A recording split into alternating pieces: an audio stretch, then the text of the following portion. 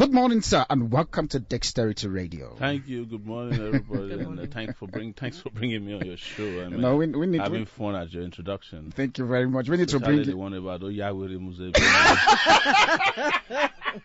That has become a norm. No, that's become a norm. They know us here that when it comes to dexterity, we don't miss our word here with Oyawere Museveni. So we try as much as possible to foster social cohesions. But if we want to foster social cohesions with people who doesn't want to rethink, then there's a problem. Yeah. And that's where we are. Before we continue the show, sir, please can you introduce yourself to us? My name is Omoyele Sowore, and up until now, I used to be the publisher of SAHARA Okay. And right now, my daytime job is aspiring to become President of the Federal Republic of Nigeria. Yes. Okay. Before now, he was the CEO, founder of SAHARA Reporters, and we all know that very particular news. Those are the guys who are investigating and really giving us information about what is happening on these scandalous things that likes of all those governors and ministers and stuff. Woo! We get a lot of information. We're like, okay, bruh, if you carry that kind of money good outside, wait till remain for us. But nonetheless, we're not focused on that very particular point. Our question to you this morning is, why do you decide, with all the comfortability of you being a businessman, deciding to go into politics? I actually don't see myself as a businessman. I see myself as an activist who had delved into some kind of creative entrepreneurial business, I should call it, or space, in creating a news media platform that was not intended for business. It was intended to unravel what has been holding Nigeria back, and by extension Africa, and to open the space for new voices. So it's the same thing I'm doing now. Having disrupted the media space, it is time to disrupt you guys disrupted the media space. That I can confess. Yes. It's time to disrupt the political space by bringing in new ideas, fresh people, and people who have intellect, character, and competence, and so that we can get rid of the old guards, the corrupt, tired, and sick old guys, and these guys are sick.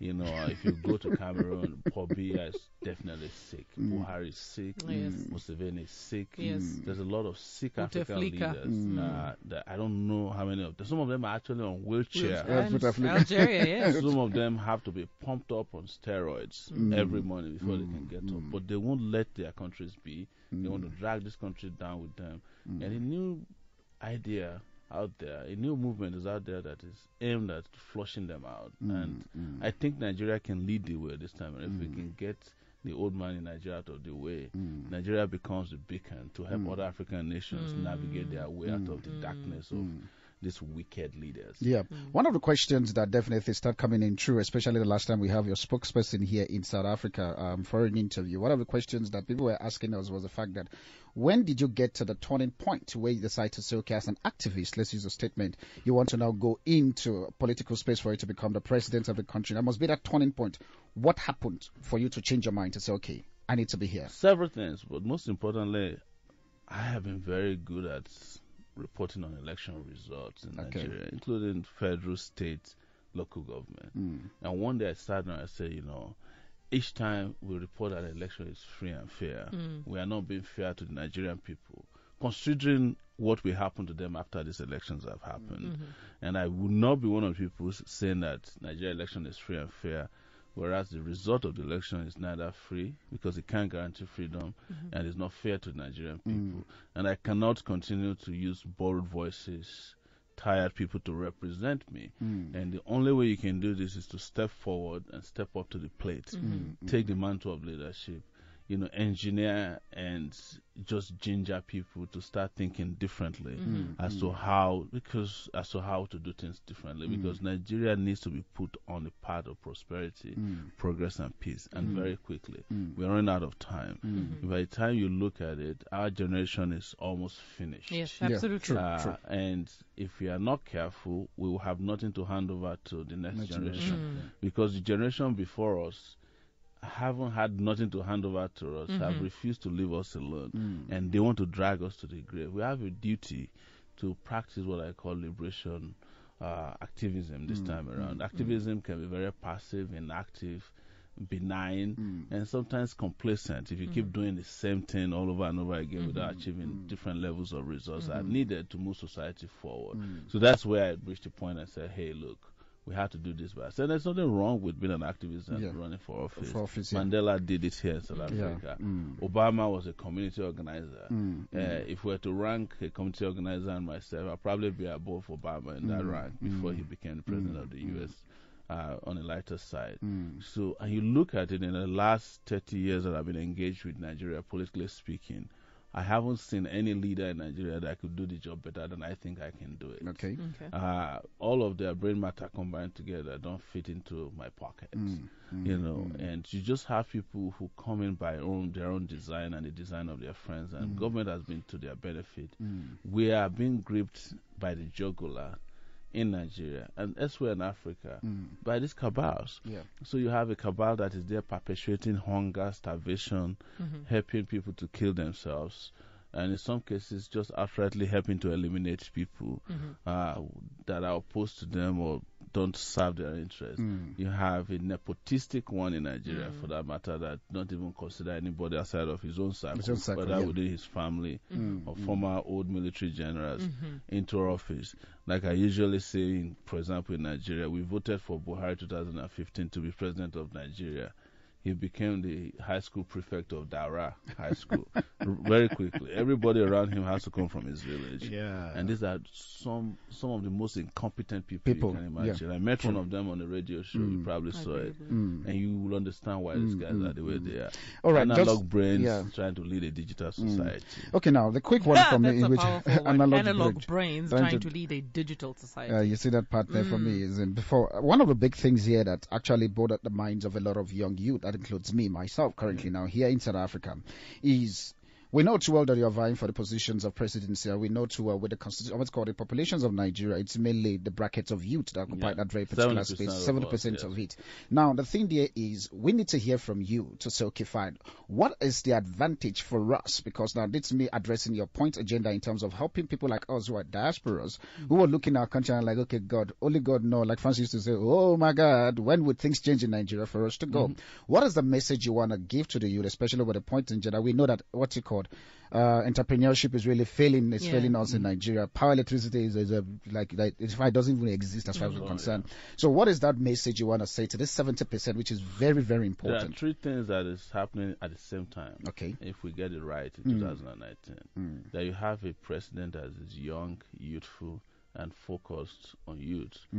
It means that you are coming with brand new cabinet members who are young people who can connect. So we guarantee that we will see some of these cabinet members here will not move with you to the new. No, these ones are going into retirement. Permanent retirement. Okay. I don't want to say what will happen to some of them. It's not my duty. We'll find out later. Secondly, is that what do young people need? They need education. They need jobs. Our central agenda, which is referred to as within the acronym of SPICER HEAT, security, power, infrastructure, anti-corruption, economy, restructuring, health, education, agriculture, and tourism. Okay. If we do that, it's going to provide 5 million jobs within 3 years. 5 million? 5 million within 3 Part years. Part of it is coming from renewable energy. Okay. No, that's a serious market. 4,500 megawatts is what we plan to invest, and that we're trying to grow in Nigeria immediately within 3 years. To put those pieces together, it's going to take 2 million hands. The way we want to do infrastructure, we want to double our road infrastructure by 100%, which means wherever you have a federal road now that is one way, it will be dual carriageway, and it's going to be real roads, not roads with craters that has Nigerian map at the middle of it where you sink as you're traveling home. You're talking about You're talking about security as well. We have to fix our security system, upgrade it through training, proper equipment, and eliminating corruption. We want to, for example, empower people to have purchasing power by paying minimum wage of $300 per month, which is nothing compared to what people should be getting. But it's a starting point for a living wage. The same thing for youth corps service. But what is great about all of this is that even some of our ideas now, that's why I'm careful, have been stolen already. So we are bringing together a team of young people at home and abroad. That's where the diaspora comes from. Okay. To come make Nigeria work. Don't say come and save Nigeria. That one is like a bogey. It's an oxymoron. It's your country. You don't have to save it. Come and make it work. But you should be able to land at the airport and make it through without custom people putting their hand into your pocket or immigration asking you for, as if we're a bigger nation. You should be able to make it home from the airport, because the country will be secure. You should be able to go to bed without somebody knocking on your door or trying to kidnap you on your way home, or someone trying to scam you. So these are so many things that we need to. I come from diaspora. I spent 19 years in the United States. So at least you understand diaspora. So I understand diaspora. And I can tell you that those of us in diaspora, we are all waiting to go home because, as we used to say in those days, east or west, home is the best. Yes, it doesn't matter how well you do in South Africa. This is not your home if you are not from here. It doesn't matter how well you do in Europe. You are just part of the statistics until they are willing to get rid of you. The same thing with America. So I've seen it all. It'll be 20 years next year. Interestingly and coincidentally, it'll be 20 years of democratic rule in Nigeria. And guess what? We have gone through the cycle. And one more cycle is what we need to complete. I have been part of a movement in the country that drove the military out of power, so allowed the military to civilian rule happen in Nigeria. We also drove away the ideology or the idea of self-perpetuation in power by getting rid of Obasanjo's third term. Then we were able to have a transition through our help from majority tribes to a minority president. And then we succeeded through our efforts too in having party-to-party transfer of power. The next most important one is a generational shift of power. We have to get rid of the, as Bob Marley likes to say, the crazy buttheads, chase them out of town, and let young people, not just young people, but responsive and responsible young people lead the country onto the path of glory. I had to say this morning on the South African TV that Nigeria is the big brother of South Africa. They have to give us the respect. But we have to also admit and apologize to them that we have been a failure as a big brother. And, we'll take our rightful place so that we'll also help them navigate through the thick and thin of it. Because people ask me, what is South Africa going to benefit from Nigeria? Export, import. No, our life is not about import, export. That is just a small part of who we are. If you look at that very particular statement you're saying, I think I remember when the president of South Africa visited Nigeria and they released a press release, and in terms of business relationship, especially with Nigeria and South Africa, currently now the statistics says that South African businesses in Nigeria is about 120, and the businesses in Nigeria that are here in South Africa we don't want to count because I don't think there's a statistics for that. Now my own question I want to throw on the table now is, when it comes to the issue of fostering relationship with all these countries or neighboring countries and stuff, how do you want to balance it? Because part of the big things also that is affecting our president, especially when it comes to the current president, in which we're looking forward for him to be ex-president. I am so looking forward to him. I'm so looking forward for him to be ex. I'm tired of saying president. He will be, as I said, in the northern part of the country, inshallah. Inshallah. So now my own question there is, especially with the AU agenda of this free trade stuff, because Nigeria hasn't even signed. In fact, Nigeria hasn't even gone there to flash their phone to check if it's going to happen and stuff. Reason why? Because they say we don't produce anything. We only consume. What do you want to say regarding to that very particular conversation that is going on, especially on the relationship on business currently now? No, it's, the relationship has to also be mutually respectable. Nigeria has to get its leadership right. I say something all the time. Everybody that is insulting Nigeria now is doing so because they are looking at Nigerian leaders. They know Nigeria is being led by dumb people. The moment you change the team, you change the narrative. Because they come to the table with us, they say these are respectable people, they know what's happening around the world.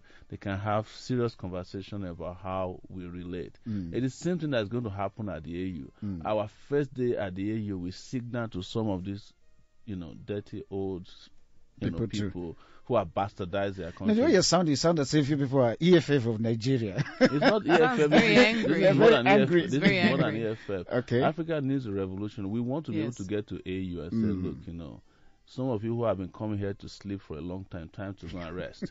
It's as simple as that. It was what Thomas Sankara was trying to do. True.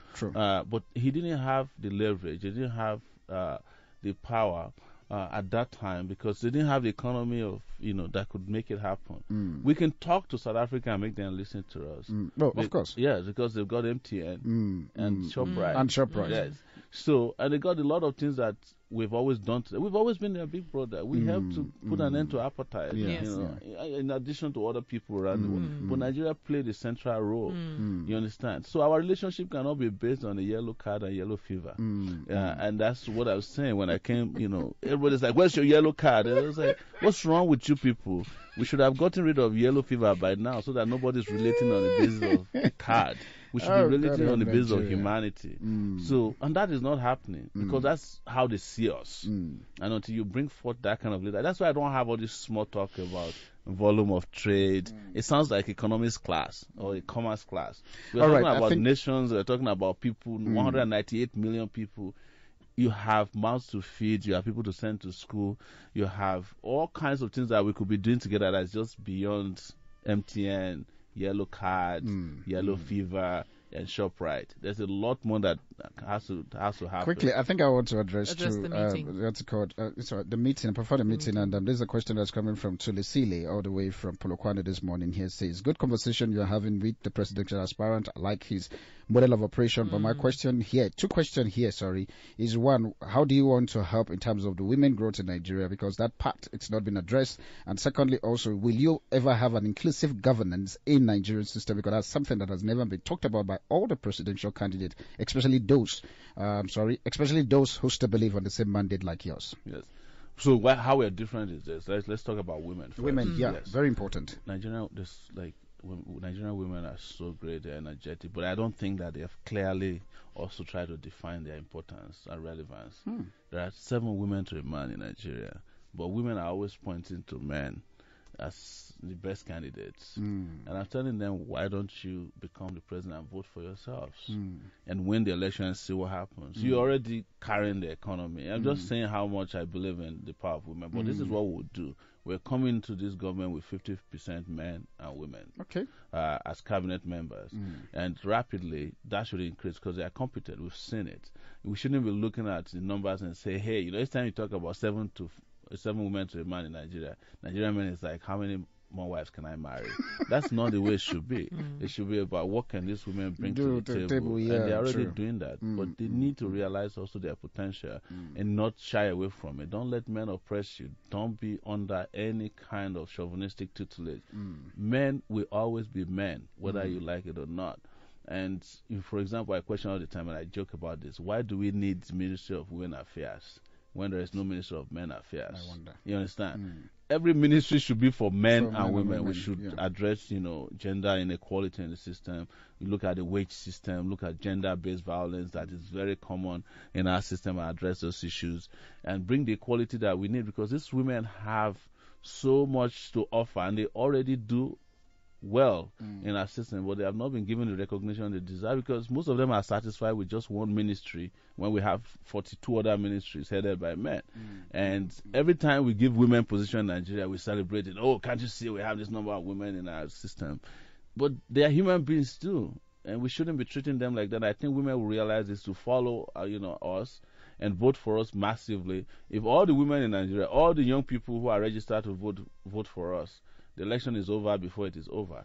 So, and that's what I want them to appreciate. But we're having conversations that are very important as to how best we can give them their place. Not give them, but all have all hands on deck. Yeah. The other thing about inclusiveness, yeah. I have been the only aspirant. I am saying this, and I'm not bragging about the numbers are showing who's traveled the most. I declared about 5 months ago. February 23rd was the first town hall meeting I had in Lagos. I have already concluded travels to all the 6 geopolitical zones in Nigeria, including being the most traveled and the most engaging campaign with the diaspora. Today we're in South Africa. Before we came to South Africa, we've been in the UK, we've been in Scotland, we've been in the US, several states and cities in the US. We're heading to Ghana very soon. In Nigeria, we've done 26 states out of 36. Not even President Buhari has been to as many cities as I've been in the last 5 months since he came to power 3 years ago. And he's got 9 presidential jets. Sure. Most times I have to go on what they call Okada So to get to places. from your various travels, if you just to ask, what has been the reception like, and what is the expectation, judging from what you have seen? Our reception has been amazing, and we always transmit our reception live. And the expectation is that Nigerians are just looking for the next best thing to happen, and they see us as the potential leaders that can just pull Nigeria out of the woods, and they're following us. We're surprised that in places like Sokoto, I had to address, the supporters there twice in one night, because we addressed the group, they went and told others, and they came. But before we started, the impression created is that you can't even enter any part of the north. It's Buhari's territory, they call it. Buhari is not popular anywhere because Buhari is not doing anything for anybody except for himself and his children, perhaps, and family members and members of his cabal. The moment we were able to take the message, simplify it, and break it down to every level, people are receptive of the idea because we're walking around with interpreters where we can. And where we can't, we're telling the story. But most importantly, I think what came out of it, which was great, is engagement. That people can look at the presidential aspirant and ask questions and say, what are you going to do for us? And get a response. And that left us with something very valuable. We came back not with this impression that we know what to do, but understanding what every sector of Nigeria needs. Because sometimes you are cocky about it. You just assume that everybody is looking for roads, schools and health. But the needs of Nigerians in different parts, I think I'll try to collate. Yeah, I'll try to as much as possible quickly in the next 2 minutes, because I know I'm actually jumping into the time of the show, which is the Women in Africa show. At the time that I'm enjoying this. Now, the thing that I want to ask, especially, is the event that is happening tomorrow. Yes. And now, for me, this is one, and this is me calling out on all the Nigerians in South Africa, including those who have interest in Nigeria. So, which means it's open to every African in South Africa here for you to come for that event. We'll give you guys the details just now, but what is that one thing you want to get from that very particular event that is happening tomorrow? Next tomorrow. Okay, they said it's next tomorrow. I've just been told that it's next tomorrow. So, which is on the 5th. That is Sunday. Pretoria State Theatre. Pretoria State Theatre, That's the town hall meeting. That's the town hall meeting. Okay, it's on the 5th. Yeah. So now the thing there is, what is that one thing because for you to travel to South Africa, yes, I know you're engaging with different diaspora people and stuff. What is the one thing that you want to get out of this very particular meeting that you're having on the 5th at the town hall meeting? I wanted also to have a decisive consensus on how to move Nigeria forward. And the moment we take that decision, we transmit it back home and, back and forth as well. It's a two-way traffic. A lot of people who are here, this is home for them. It is time to make Nigeria home, and everywhere else a vacation spot. That is my hope. I have been expecting that this will happen because South Africa is also very, very, very strategic for us. Because whether you like it or not, this is where Africa liberation happened the last time in a significant way with the end of apartheid. So we want to take that message back home that we need to end the Nigerian version of apartheid, the oppression of blacks by blacks. I don't know how to put it, but that's what we're experiencing, and I think we have a lot to learn. We have a lot to share, and we have a lot to engage. I don't want to predict what will be the outcome. I want to keep an open mind. So which means you'll be open to answer questions from every sectors and from everybody. A few years ago, I came here, and it was part of what drove me to run. I came to a place they call Marabasta, yeah. And I saw Nigerians queuing up on a Thursday to get South African paperwork.